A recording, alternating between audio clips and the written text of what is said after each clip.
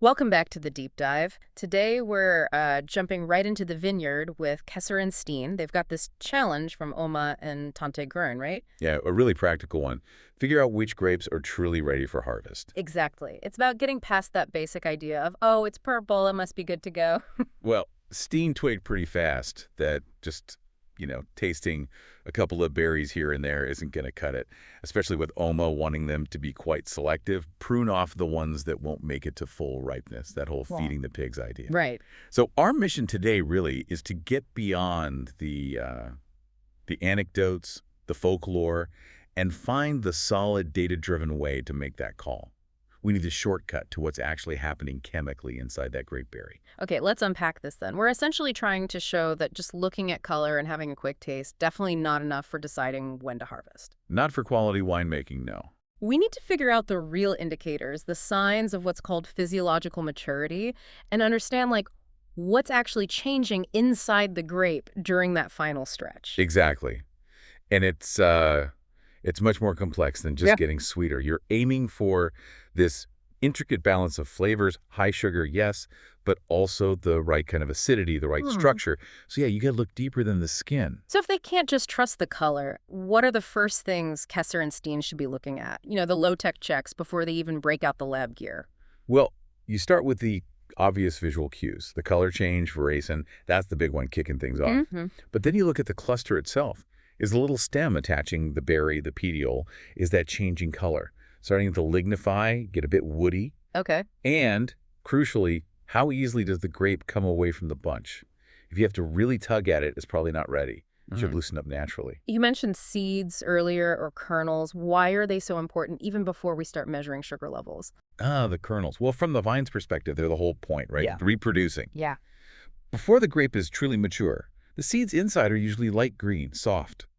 But when the grape reaches physiological readiness, those seeds need to be tough, viable. They'll turn reddish-brown, brown, sometimes almost black. So the plant's basically signaling, okay, mission accomplished, seeds are good, ready to be spread. Precisely. And Kesser should also check, like you said, how easily those mature seeds separate from the pulp inside the grape. That's another internal clue. If they're still really stuck, maybe not quite there yet. Okay, so seeds checked. What else? Texture. Feel the grape. Squeeze it gently.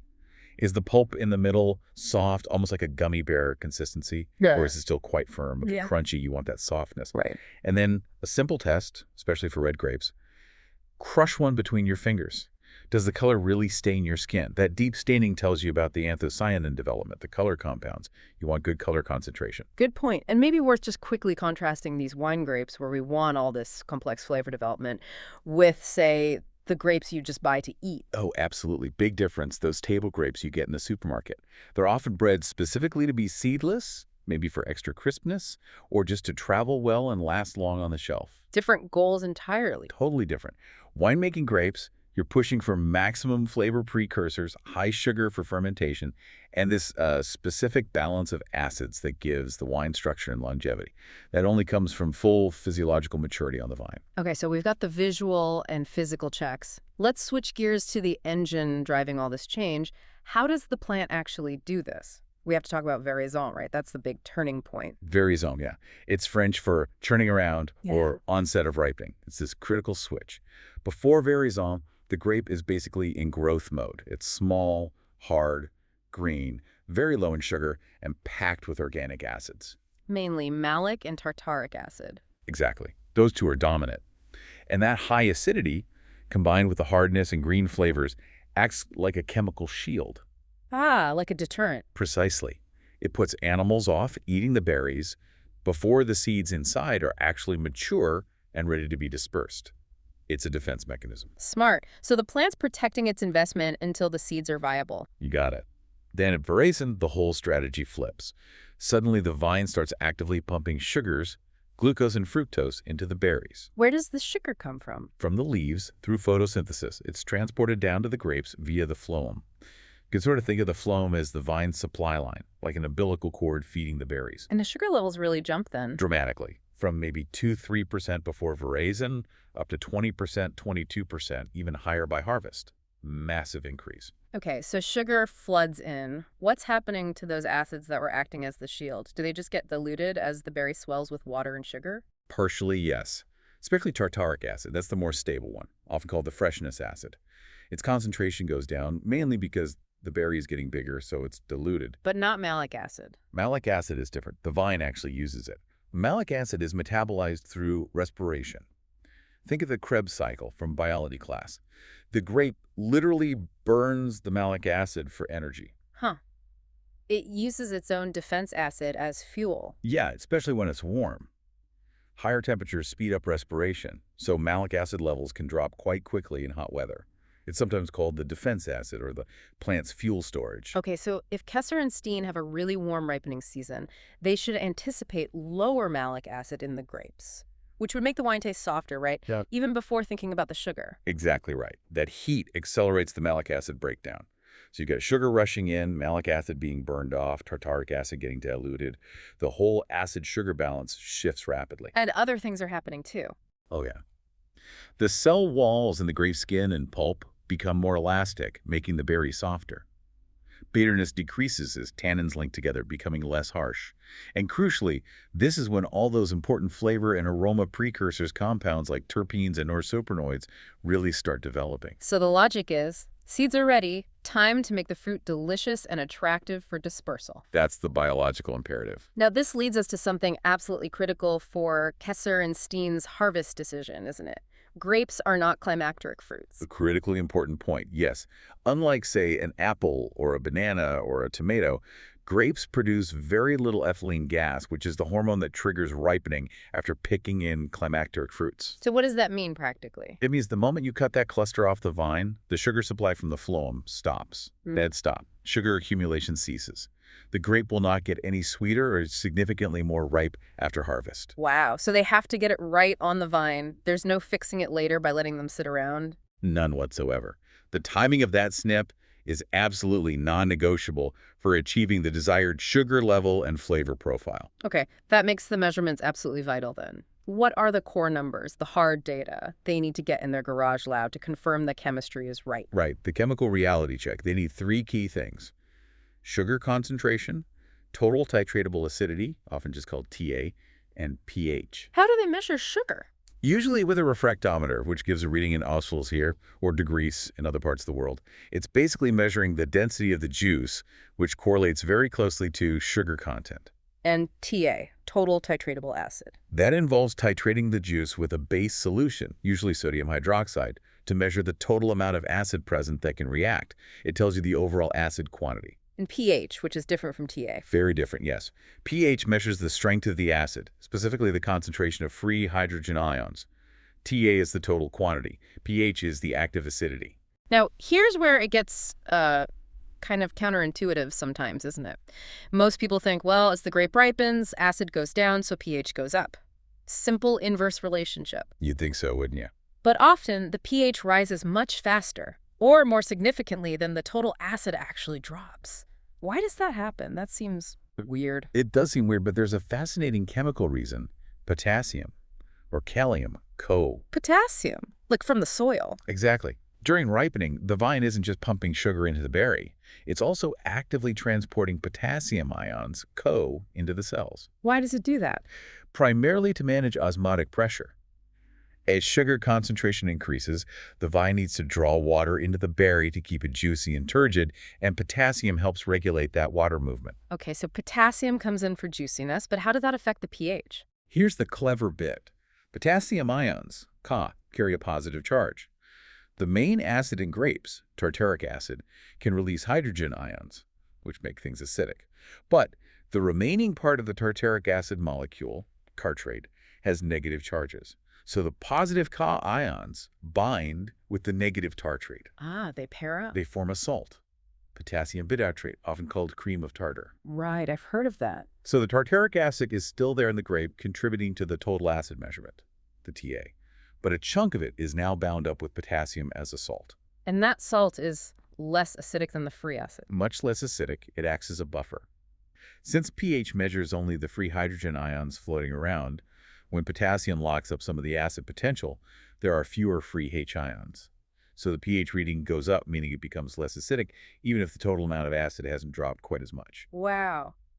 So let me see if I've got this. Two different grape samples could have the exact same total acid reading. Yep, same TA. But if one has sucked up way more potassium from the soil, that one will have more of its acid buffered, tied up as potassium bitartrate, meaning fewer free hydrogen ions, and therefore a higher pH. You've absolutely nailed it. That's the core concept. Same total acid quantity, but potentially very different active acidity, or pH, because of potassium's role. And does that difference really matter for the final wine? Oh, massively. It's Yeah. a huge for stability and taste perception. The grape with the higher potassium, and therefore higher pH, will taste softer, less sharp, because the acidity is buffered. Sounds good, maybe. Softer wine. Maybe. But that higher pH also creates a much friendlier environment for spoilage microbes like bacteria and unwanted yeasts. Lower pH wines are naturally more stable and protected. So it's a trade-off. The high Kaya grape might taste rounder initially, but it's riskier from a winemaking perspective. Needs more careful handling, maybe more sulfur dioxide. So it's not just how much acid, but how much potassium is messing with it. Exactly. It's the interplay. Okay, so Kesser tastes as grape. It's sweet, feels soft, might seem perfect, Yeah. but the hidden chemistry, the high pH driven by potassium, could be signaling warning, microbial instability ahead. That's the danger of relying only on taste. Your tongue picks up the sugar, maybe the overall acid level roughly, but it can't assess that buffering capacity or the precise pH level. The measurements give you the unvarnished chemical truth, the stability potential. Got it. Okay, let's connect this back to what the grower can actually do. Kesser asked about managing the leaves, the canopy, and how that affects the energy going to the grapes. How does that work? If leaves make the sugar, does the vine just spread it around evenly? Not really. It's more direct than that. Yeah. There's a general rule of thumb, aim for maybe 10 to 12 healthy, functional leaves per grape cluster as a minimum baseline. Okay. But which leaves are doing the work for which cluster is actually quite specific. It depends on the plumbing, the vascular connections within the shoot. The vine's internal geography matters again. It really does.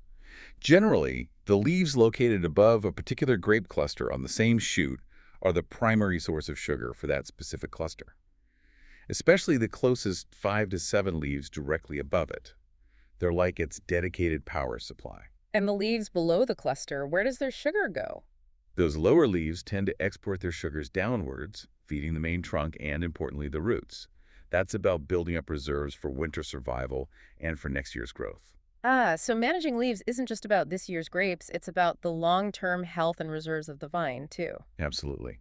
Which brings us to why growers often remove some leaves, particularly those right down low in the fruit zone, below or around the clusters. Right, leaf removal or plucking. Why do they do that? It seems counterintuitive if leaves make sugar. Well, removing those basal leaves, the ones right below or level with the fruit, serves a couple of key purposes, thinking across different timescales. Okay, what's the immediate benefit for this year's grapes? For the current season, taking off those lower leaves opens up the canopy. It improves airflow around the clusters, which helps them dry out faster after rain or dew, reducing the risk of fungal diseases like botrytis bunch rot or mildew. Makes sense. Better ventilation. And it increases sunlight exposure directly onto the grapes. For red varieties, that sunlight is crucial for developing anthocyanins, the color pigments. It can also influence tannin development and potentially burn off some of those green methoxypyrazine flavors in certain varieties. Better light, better air. Okay, that's for this year. What about the longer term? You said it affects next year, too. Yes, because the buds for next year's shoots and fruit are located at the base of this year's shoots, right there in that same zone. Exposing those latent buds to sunlight during this growing season actually promotes their fruitfulness. It helps them differentiate and develop properly, setting up a better potential crop for the following year. So removing leaves down low is simultaneously improving this year's grape quality and microclimate and investing in the quantity and quality potential for next season. Kesser's managing the present and the future at the same time. That's vineyard management in a nutshell. Always balancing immediate needs with long-term vine health and productivity. And thinking about vine health and inputs, this connects back really neatly to something Alma does, doesn't it? We heard she adds seaweed, or tang, in the spring. Yes. That's a fantastic example of strategic thinking, linking back to our potassium discussion. How so? Seaweed is a well-known natural source of nutrients, including potassium, but it's generally a slow-release fertilizer. Oma adds it early, maybe March or April, well before the grapes start serious ripening in, say, July or August. Right. So the potassium from the seaweed is gradually broken down and becomes available in the soil over the intervening months. It's likely hitting peak availability right when the vine needs it most during that post-raisin ripening phase. When it's actively pumping Ka into the berries for osmotic regulation and juiciness? Exactly. She's essentially preloading the soil pantry so the Ko is there, ready for the vine to draw on during that critical period when it's managing sugar transport and pH regulation. It's a very clever, almost timed release chemical strategy using a natural amendment. That's fascinating. Okay, so we've gone from just seeing a grape turn purple to understanding the veraison switch, the acid drop, especially malic acid respiration, the sugar surge via the phloem. And then diving into the lab measurements for the chemical proof oxal, TAPHN, crucially understanding how potassium buffers the acid and lifts the pH, affecting both taste and stability. So what does this all mean for someone trying to figure out ripeness? You've got to balance the immediate sensory appeal, the sugar, the softness, partly driven by Crow, with the underlying chemical structure that ensures stability, which is more about the total acid and that resulting pH. Precisely. The visual clues Kesser and Steen use, the seed color, the berry texture, the staining, they're good indicators, getting them in the ballpark. But for the final critical decision, especially for quality wine, they need those measurements. Aerosol for sugar, TA and pH for the acid reality. It shows how the successful grower, like Oma seems to be, is constantly playing this balancing act, managing the canopy for this year's fruit quality, but also for next year's buds, applying nutrients now that will be needed later. It's always looking at the immediate goal, mature clusters right now while preparing the vine for the future. Short-term tactics within a long-term strategy. Which leaves us with a final thought for you, the listener, to maybe mull over. We've talked a lot about potassium's role, how it's transported into the berry, how it binds with tartaric acid, buffers the pH, and impacts stability and taste. So, the question to ponder is this. If that potassium uptake is so critical, what specific geological factors, think different soil types, bedrock compositions, or maybe even specific soil amendments beyond just general fertilizer, could a grower potentially look for or strategically use to naturally influence how much potassium their vines take up? And therefore ultimately influence the final pH, the stability, and maybe even the precise taste profile of their wine right from the ground up. Exactly. It's something to think about next time you're considering the terroir of a wine. Definitely food for thought. We'll leave it there for this week. Catch you next time for another deep dive.